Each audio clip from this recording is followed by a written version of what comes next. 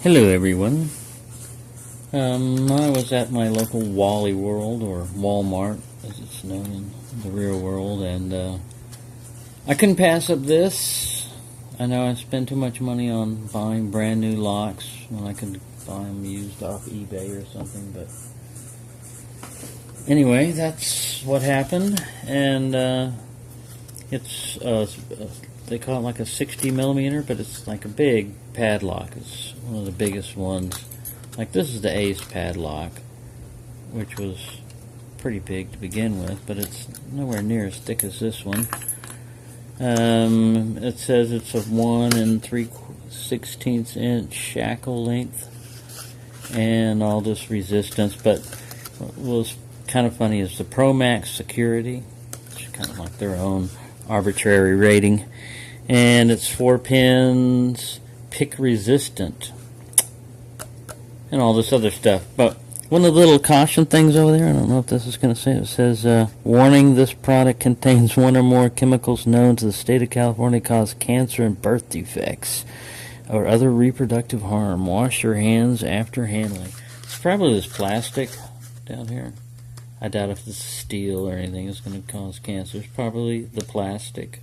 It's got the logo on it. So what I was going to do today is I'm going to open it up and try to pick it, right out of the box. And get out there, Sparky. Here. Get down there. You can come back later. It says over here to cut the package, right here along this dotted line. So we're going to do that, even though I don't normally follow instructions. I'm going to do it this time, just for the hell of it. And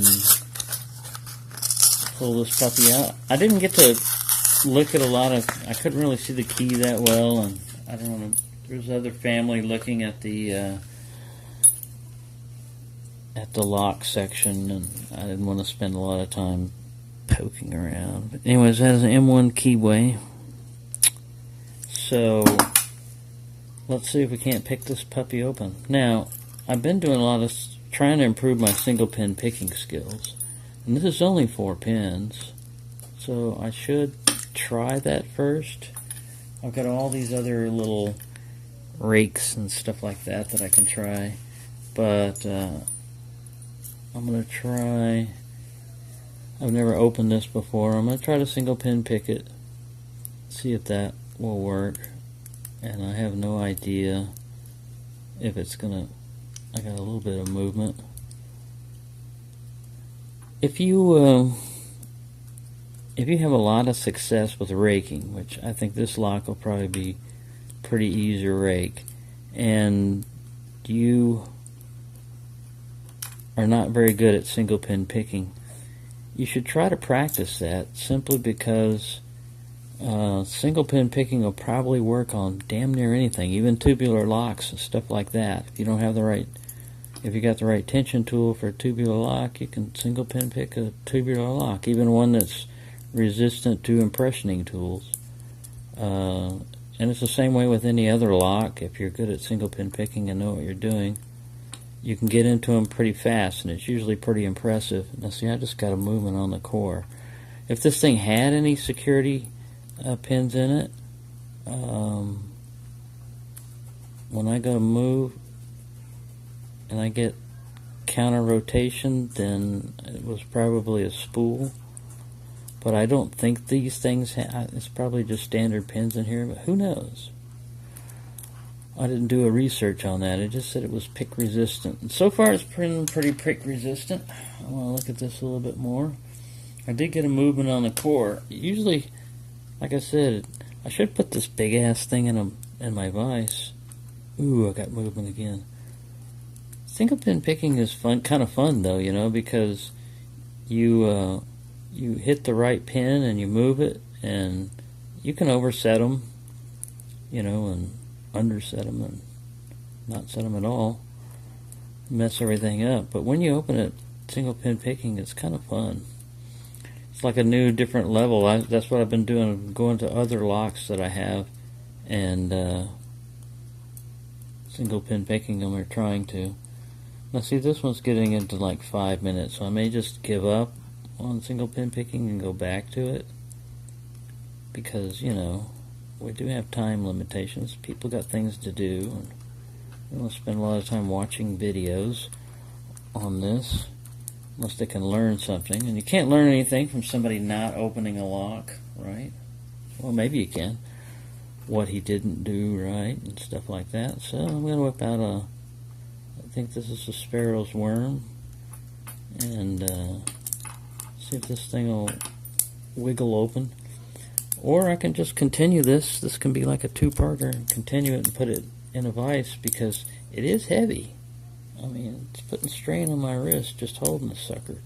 And I'm sitting at a weird angle, so we may do that. I don't want to give up. I want to try the good old-fashioned Bogota and maybe a different tension wrench. This one's kind of thick. It's that Chinese one that I got that it's wire. It's been flattened out. It does a pretty good job of getting in the keyway, but it gobbles up a lot of the keyway. And, oh, there we go. See?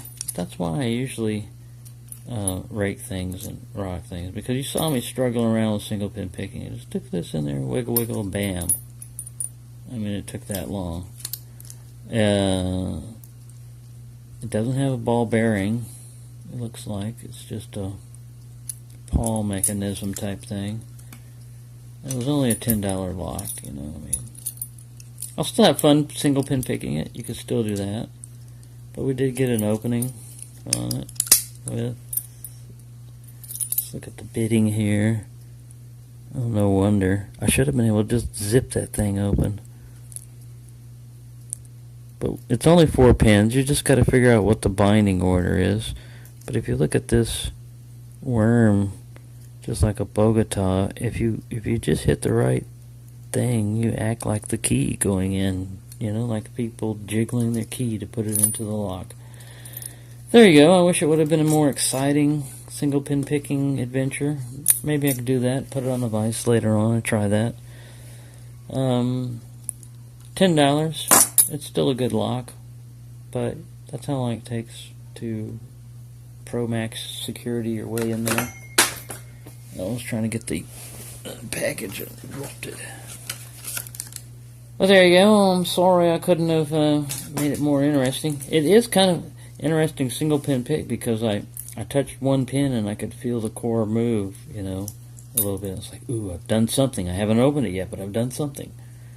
And that, you don't get that with rocking. I mean, you know, you get a feeling. I get a feeling on the tension wrench when I'm rocking that it's about to open.